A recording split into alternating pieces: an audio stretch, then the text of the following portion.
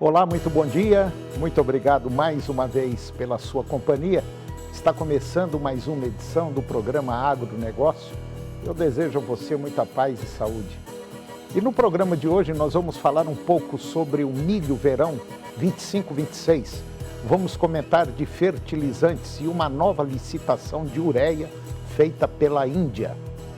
Vamos falar do mercado de café, cuja exportação caiu 18% em setembro. E eu vou conversar com Carolina Lessa, analista da Pátria Agronegócios, e nós vamos falar das condições climáticas e a safra 25-26. E vamos falar também da avicultura em Goiás, setor que está em franco crescimento. O programa Agronegócio já está no ar.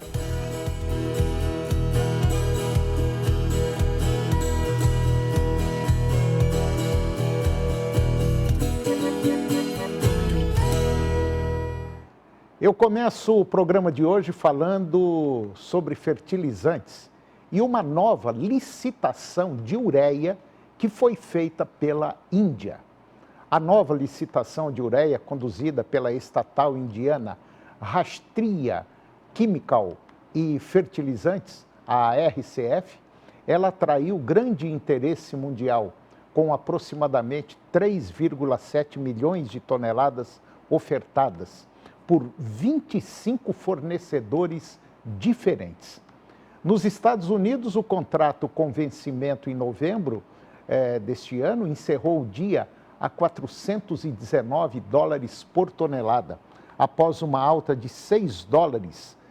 E no Oriente Médio, o mesmo contrato foi negociado a $406 por tonelada, subindo $3.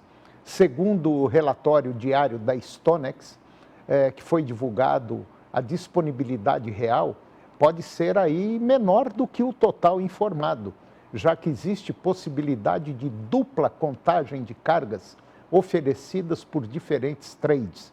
A Índia busca adquirir 2 milhões de toneladas nessa negociação e os preços mais competitivos deverão ser divulgados nos próximos dias, o que tende a influenciar as cotações internacionais do insumo. O movimento indiano ele ocorre em um momento de forte demanda por fertilizantes no mercado brasileiro. As entregas ao produtor elas seguem em ritmo acelerado e superam os volumes observados no mesmo período do ano passado, assim como as importações que continuam em patamares elevados. Esse cenário, ele reflete a antecipação das compras para a safra de verão em meio a condições climáticas favoráveis e a necessidade de garantir abastecimento antes da intensificação das operações de campo. Enquanto isso, o mercado internacional de ureia apresenta estabilidade, poucas variações foram registradas nos preços futuros. Analistas apontam que o setor ele deve seguir em compasso de espera até a definição do resultado da licitação indiana, que poderá definir o rumo das próximas negociações mundiais. E agora vamos falar um pouquinho de avicultura, principalmente aqui no estado de Goiás, setor que está em franco crescimento. A avicultura de postura, quer dizer, produção de ovos aqui no estado, ela consolida-se como uma das cadeias produtivas mais dinâmicas de Goiás, registrando um crescimento de 65,7% na produção de ovos ao longo da última década. Impulsionado pela modernização dos sistemas de criação e pelo fortalecimento do mercado, o setor saltou de 152,3 milhões de dúzias de ovos produzidas em 2015 para 252,2 milhões em 2024, demonstrando uma expansão robusta que se reflete tanto na segurança alimentar quanto na balança comercial.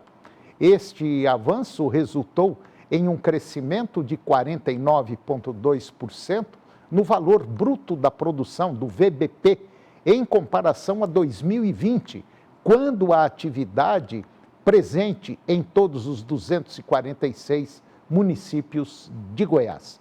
A projeção do Ministério da Agricultura, Pecuária e Abastecimento é que o VBP do setor alcance a marca de 1 bilhão e 600 milhões de reais em 2025. E no cenário internacional, Goiás se destaca na exportação de ovos férteis, um produto de alto valor tecnológico.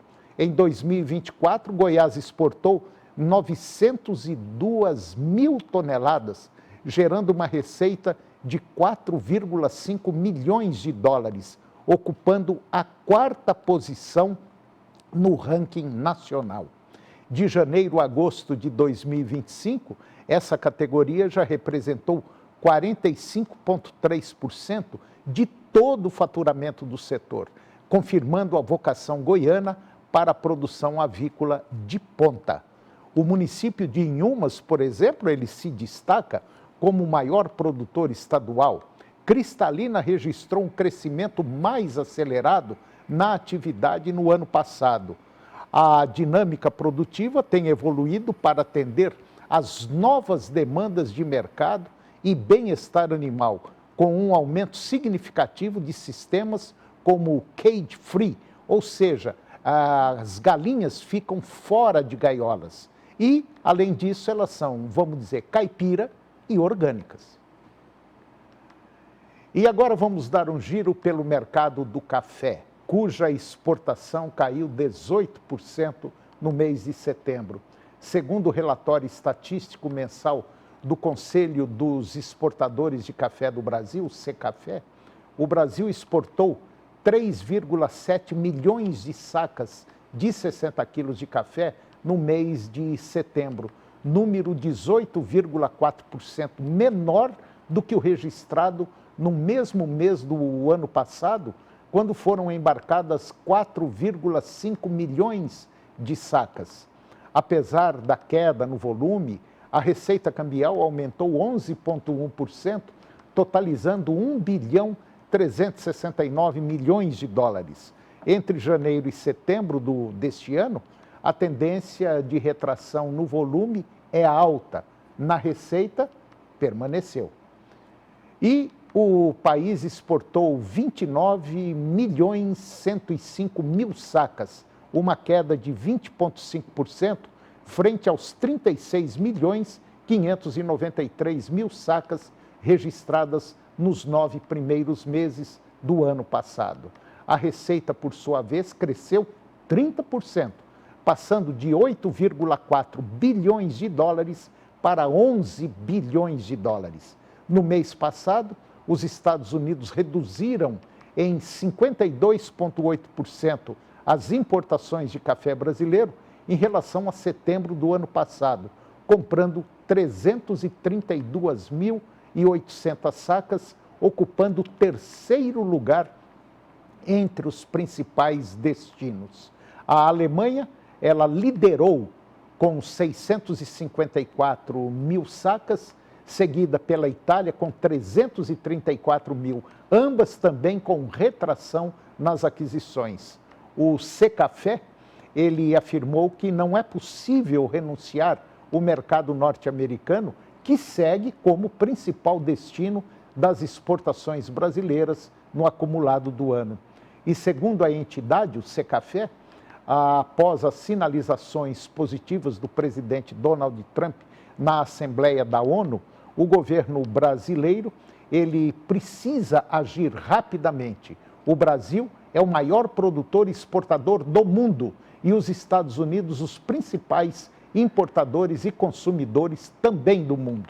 Respondemos por mais de 1/3 de tudo que é movimentado com café nos Estados Unidos, onde 76% da população consome a bebida. Não podemos relativizar o mercado americano para nossos cafés e tampouco eles podem abrir mão do nosso produto, pois não há outro fornecedor que supra em volume e qualidade o que nós brasileiros ofertamos. Os setores privados brasileiro e americano fizeram e seguem fazendo o seu dever de casa. Tanto que o café ele foi incluído em uma lista de possíveis isenções das tarifas. Mas, para isso, é necessário haver um relacionamento comercial bilateral. E agora vamos falar um pouquinho do mercado da carne bovina aqui dentro do Brasil. O mercado físico do boi gordo.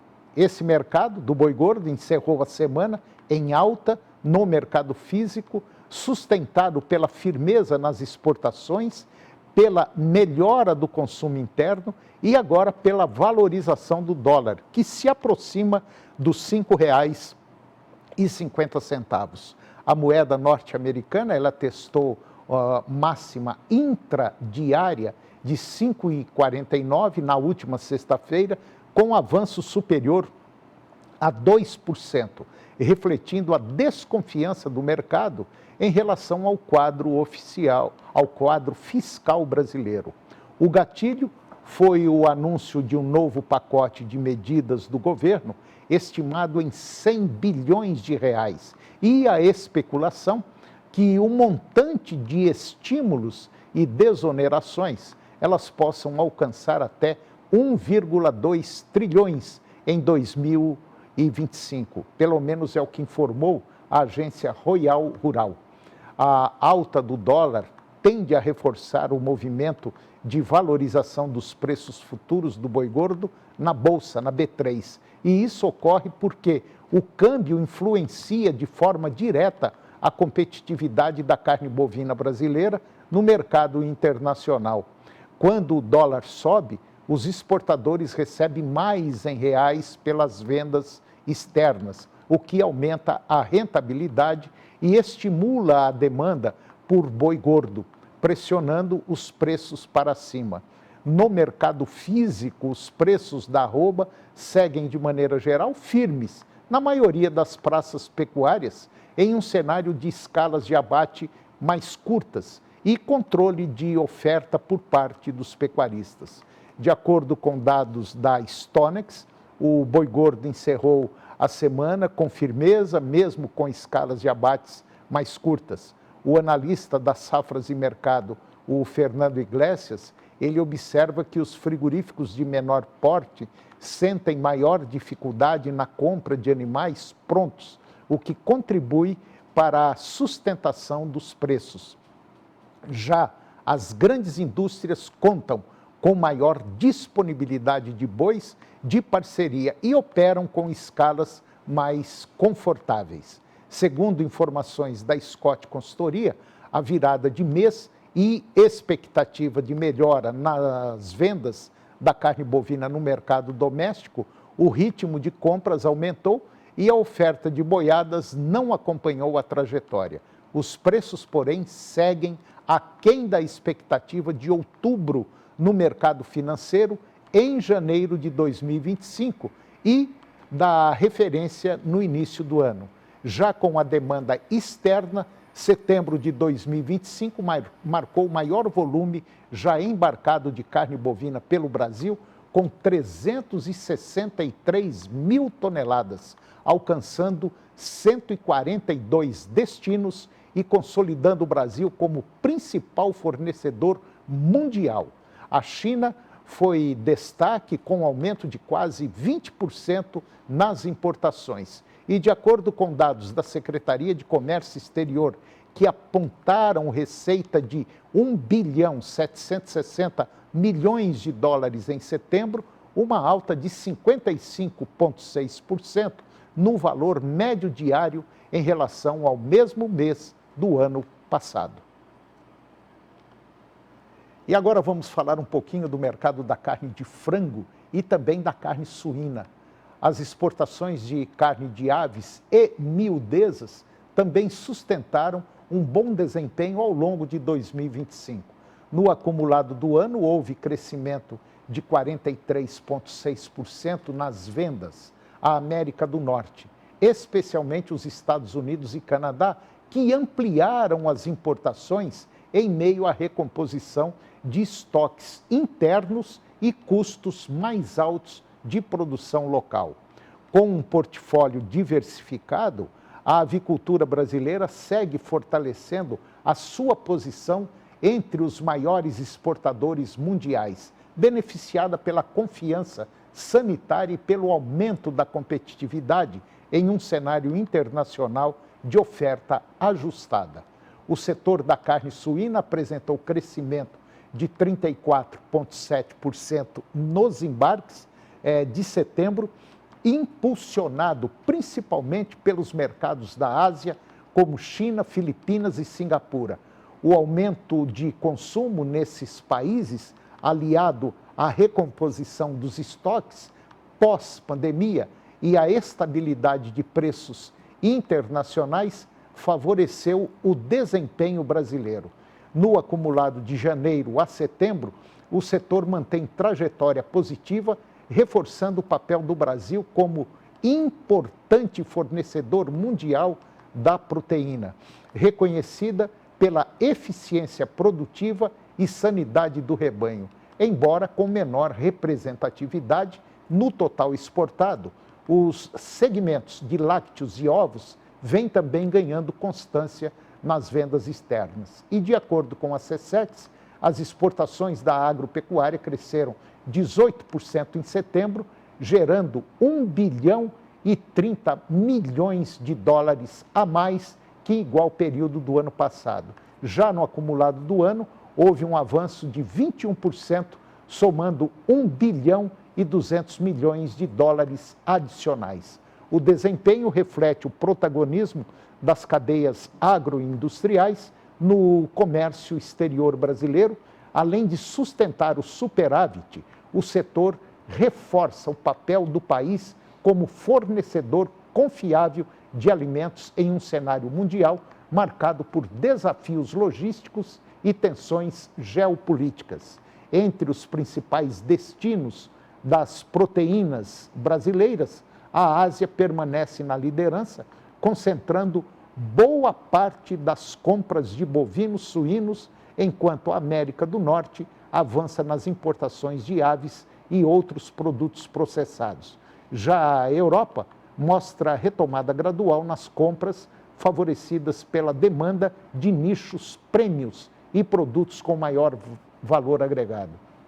A combinação desses fatores mantém o Brasil como líder mundial nas exportações de carnes e amplia as perspectivas para o último trimestre do ano. E com o câmbio competitivo e a diversificação dos mercados, as cadeias de proteína animal seguem como pilares fundamentais da balança comercial brasileira, reforçando a relevância econômica e estratégica do agronegócio nacional. E depois do intervalo, eu vou conversar com Carolina Lessa, analista da Pátria Agronegócios, e nós vamos falar das condições climáticas e também da safra 25-26. Nós voltamos já, é um minuto só.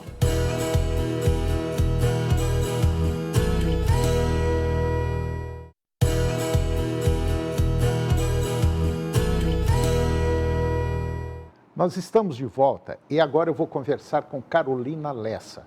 A Carolina é analista da Pátria Agronegócios e nós vamos falar da safra 25-26, sobre soja, condições climáticas, porque as coisas assim, custo de produção estão começando a ficar meio complicadas. Carolina, bom dia, tudo bem? Bom dia, Toninho, é um prazer estar aqui com vocês novamente. Olá, pessoal, tudo jóia com vocês? Carolina, como é que está a situação aí, principalmente condição climática? Estão afirmando aí um laninha parece que mais tranquilo, mas tem muita gente que começou a plantar, já está faltando água e outras regiões esperando chuva. Como é que está? De fato, a gente vê muitos produtores preocupados com essa janela de chuvas do mês de outubro, né? Sazonalmente, olhando para a faixa central brasileira, então Minas, Goiás, Mato Grosso, a gente tem esse retorno de chuvas previsto já para a segunda quinzena de outubro. A gente ainda está dentro dela, então teoricamente a gente não está com um atraso de chuvas ainda dentro da sazonalidade. A gente vê uma dificuldade mais concentrada nas irregularidades de chuva. Então assim, a gente vê isso acontecendo muito em Goiânia. Chove em um bairro, não chove no outro. Então, isso também acontece ao entorno de algumas propriedades que ficam em alguns municípios específicos, né? Então, essas irregularidades têm trago essas preocupações. Às vezes, a gente ouve relatos de clientes, nossa, choveu no meu vizinho, mas aqui em casa não, aqui na verdade. propriedade não. E essas irregularidades têm trago essas dificuldades para o início do plantio, né? E também, para alguns produtores que realizaram o plantio mais no início de outubro, também estão tendo essa dificuldade com, às vezes, ter uma janela de uma semana sem chuva. Acaba trazendo algumas dificuldades, né, para a lavoura em si. Mas, assim, de forma geral, a gente observa que a sazonalidade, ela ainda está dentro de uma normal climatológica prevista para o mês de outubro. Que já... Pode falar. Não, provavelmente, talvez a última semana de outubro para frente já começa a intensificar, né?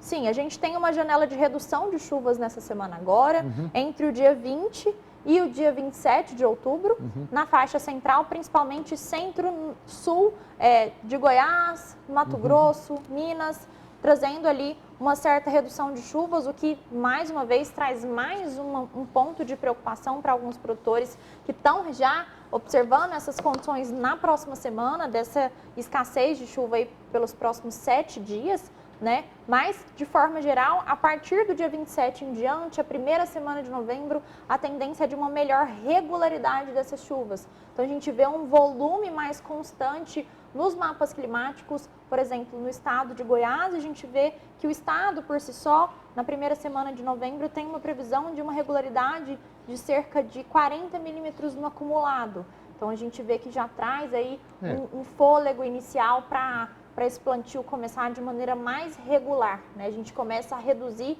esses pontos de irregularidade.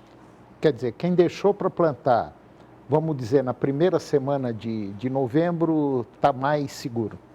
Está mais seguro. A gente vê uma certa preocupação com alguns produtores que pensam na safrinha 26. Pois é, esse é o detalhe. Fica um pouco mais encurtada, mais apertada. Né? Mais apertada. Então, a gente tem tem que ter esse molejo mesmo, de manejar, às vezes, uma área de plantio aqui, outra ali, porque tem acontecido também até mesmo dentro de uma mesma propriedade. Chove em uma área da propriedade e não outra chove na não. outra. Então, tem muitos produtores que estão manejando dessa forma.